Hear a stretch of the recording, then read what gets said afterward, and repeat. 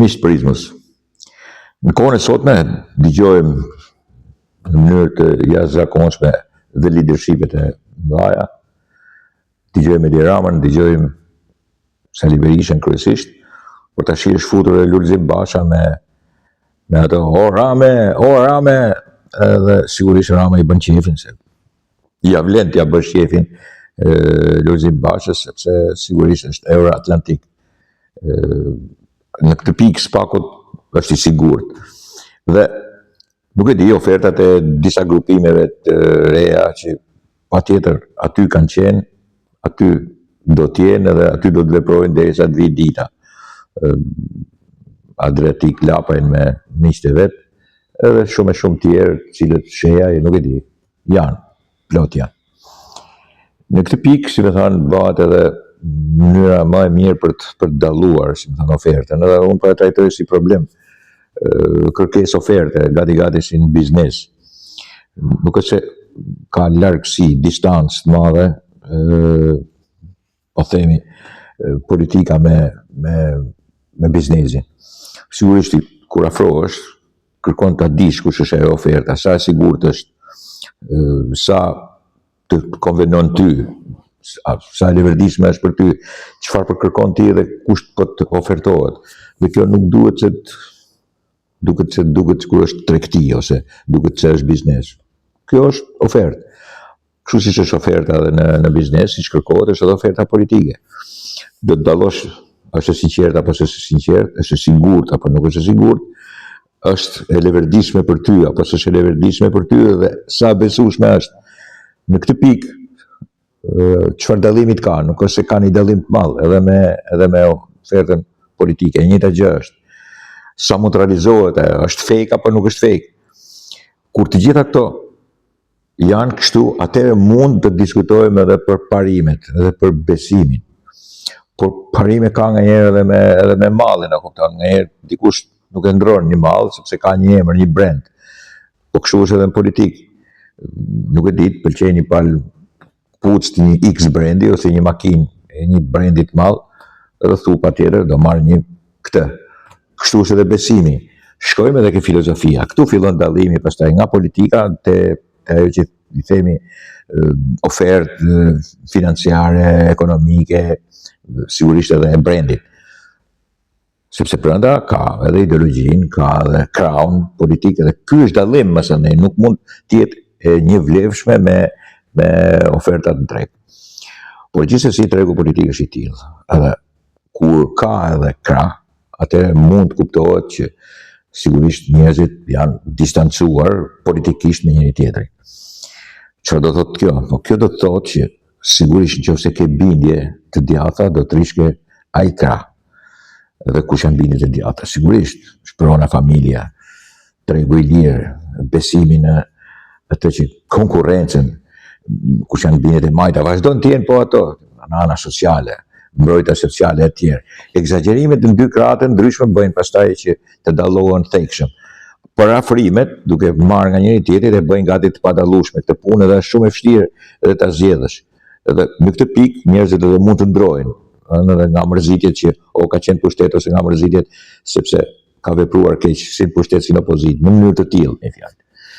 Në këtë rast, ajo që bën edhe zgjidh problemin kryesor është që sa konsekuente dhe sa të ndershëm janë pikërisht për këtë lloj oferte. Dhe jo për atë të brandit i cili sigurisht pastaj të bën për të zgjedhur dhe për të ndryshuar. Të qëndrosh kaq shumë besnik i diçkaje e cila me të vërtet po humb në letargjinë e saj ose po humb në veprimet e gabuara, do të thotë që mos t'jesh fleksibël ti dhe të humbësh ti. Të arrish të ndryshosh, po të ndryshosh vetëm për leverdinë tënde personale, edhe mund të pranohet, por pastaj kjo duhet parë edhe me parimet e ndjekura, deri atëherë nëse i ke pasur apo nuk i ke pasur sinqerta. Dhe nëse tjetri të gënjen, njësoj si në ofertën e tregut, dhe nëse tjetri nuk të plotson asnjë kusht, dhe nëse tjetri do vetëm për vete të fitojë dhe ti mos të fitosh asgjë ose të humbësh, kjo është akoma më e keqe dhe akoma më, si të them tash, akoma më e qartë që nuk duhet vepruar në këtë mënyrë. Një pjesë zgënjen dhe nuk marrin pjesë në vendimmarrje hiç. as duhet të jenë pjesë e vendimare dhe mungojnë. Në fundin demokraci, këtë kemi fituar, mos të jemi në votime. Sepse me zor na çonin dikur, na çonin që më 6 si çoni votoni me zor. Tash problemi është që në këtë pikë kjo është një pjesë e përgjigjesh. Një pjesë e përgjigjesh mërzitja edhe nga një palë dhe nga një palë tjetër edhe e quajnë gabimisht elektorat gri. Po që në të vërtetë elektorat gri s'ka, po ai nuk i beson asnjërs as palës tjetër, ka një ngjyrë, por nuk i beson as ngjyrës vet, sepse sigurisht e kupton që e ka tepruar. Dhe pjesa tjetër është pjesa që do rreshtohet vazhdimisht në të njëjtin pozicion dhe ka për atyre pastaj që do ndrojnë dhe këta ndrojnë pushtetin.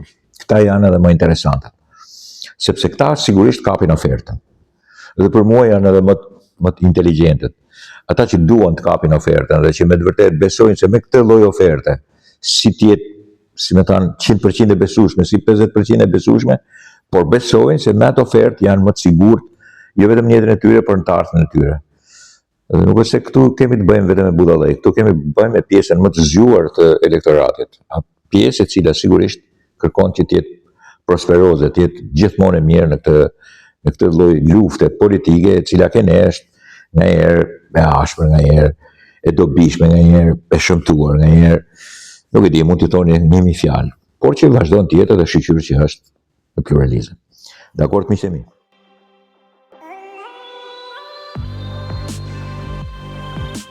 Miqtë Prizmës, sigurisht në të gjithë atë që konsiderohet pjesë intelektualizmit shkodran, bën pjesë edhe sharlatanizmi, njerëzit të cilët për politikat kulturore, për politika ekonomike, financiare, për politika politike, nuk është se bëjnë bashkimin e shkodranëve, po bëjnë sigurisht përçarjen edhe vazhdojnë edhe në 2025 është shpallin tradhtar. Imagjino njerëz që janë marrë gjithë ditën me dirigjim, me orkestër, të bëjnë edhe histori, qyteti, ta zbukurojnë atë artistikisht në mënyrë tragjike, idiote, dhe pastaj të fillojnë të shpallin tradhtarët.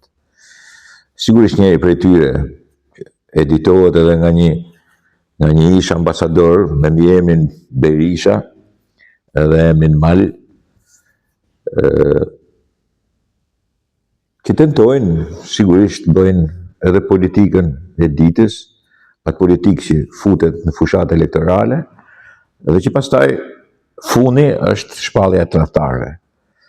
Me titull Shkodrani jeni Shqiponja, dhe sigurisht që Shkodra është dorëzuar në 1479 nga tradhtia, nuk përmenin 1913, kanë preferuar të përmenin 1479, sepse duan të lidhin pushtimin turk me Shkodrën.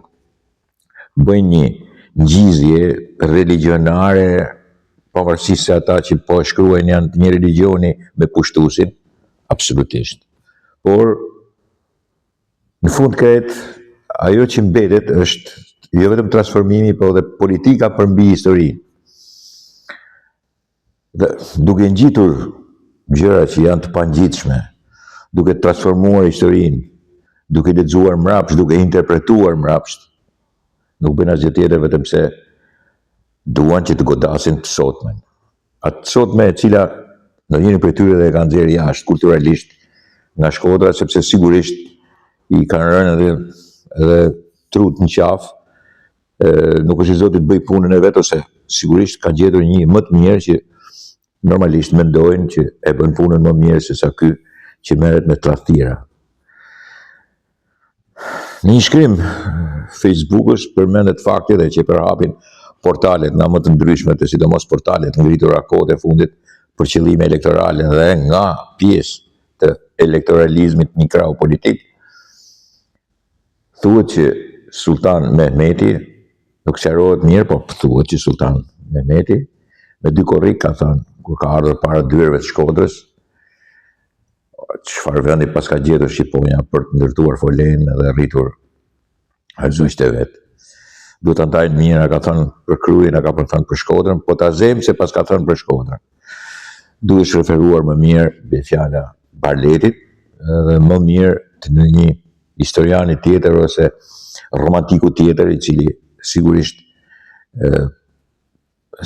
duhet pa tjetër të vërtetoj këtë punë, me gjithë se thuhet që ka thënë në botime Osmane, gjë që duhet edhe sqaruar se është botimi Osman, apo është një botim i krishterë, po që përmend sigurisht botime Osmane ose autenticitet Osman të veprimeve.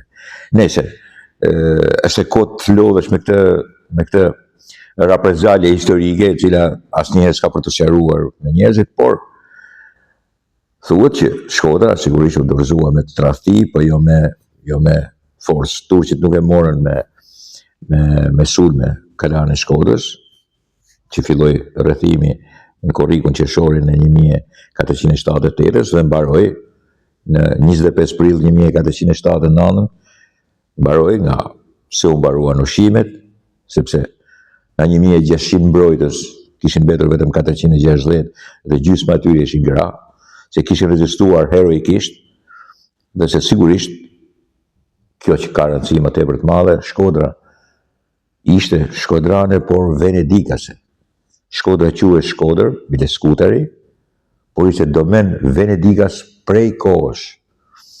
Shkodra nuk ka qenë as e Gjergj Kastriot Skënderbeut. Gjergj Kastriot Skënderbeut nuk ka hyrë në Shkodër. Sigurisht që ka qenë domen venedikas dhe qytetarët në Shkodër që jetonin përreth dhe në kështjellën e Shkodrës ishin qytetarët Venedikut. Të gjithë këto marrëveshje ushtarake dhe këtë dorëzim në ditën e San Marcos, gjatë që është e vështirë që një bjefjala dirigent orkestre ta di mirë, mund ta lexoj, po nuk e interpreton mirë, sigurisht. Nuk është një historian. Në ditën e San Marcos, më thënë, është një përulje që bëhet, por nuk mund të konsiderohet tradhti kur firmatarët sigurisht janë drejtuesit. Pastaj se si veprohet me atë komandant që ka firmosur në Venedik, ky është një diskurs tjetër. Problemi është se asnjë prej shkodranëve nuk u therr, nuk u vra, nuk u gjymtya, por hypën në anije ato që kishin mbetur, tash edhe një herë 450, dhe prej aty shkuan drejt për drejt, dhe turqit lejuan që dilin ato mbrojtës që kishin mbetur, ato pak mbrojtës që kishin mbetur, dhe të shkonin. Ka pasur 2 sulme të mëdha, dhe këto sulme të mëdha i sqaron edhe Barleti dhe Biçikemi, dhe po të lexoni edhe Xherak Karaiskaj dhe shumë autor shqiptar mbrapa, do të vërtetohen që janë, sidomos data 27, është një nga sulmet më të mërshme. Data 22 korrik dhe data 27 korrik. Me topa që lëshonin deri 1000 libra, 1200 libra, me një mbrojtje heroike të atyre luftëtarëve venecian të jashtëzakonshëm, venedikas, venecian. Dhe sigurisht ajo Shkodër nuk ekzistoi më, sepse u futën pushtuesit, që ishte Sultan Mehmeti i dytë dhe turqit, me 25 prill të 1479, pra rrethimi qershor 1478 dhe përfundimi prill 1479. Një rrethim i gjatë, i cili sigurisht do përfundonte, sepse mbarohen ushqimet, mbarohen ujrat, mbarohet gjithçka, mbarohet jeta, sulme mas sulme, sigurisht mbeti i rrethuar. La garnizone në rreth për qark Shkodrës, masi kishte marrë Drishtë, masi kishte masakruar edhe banorët të Drishtit, Sultan Mehmeti i ka masakruar përpara kalas Shkodrës, para kështjellës Shkodrës. Në këtë pikë të thuash që Shkodran ju jeni shqiponja dhe qëndroni, mos tradhtoni, është një nonsens edhe historik dhe marrëzi politike e përdorur sot.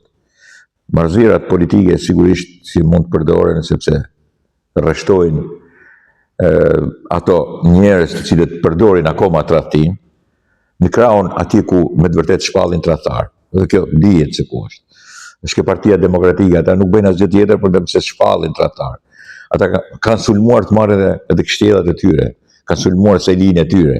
Dhe sigurisht edhe një dirigent do të shpallit tradhtar Shkodranët.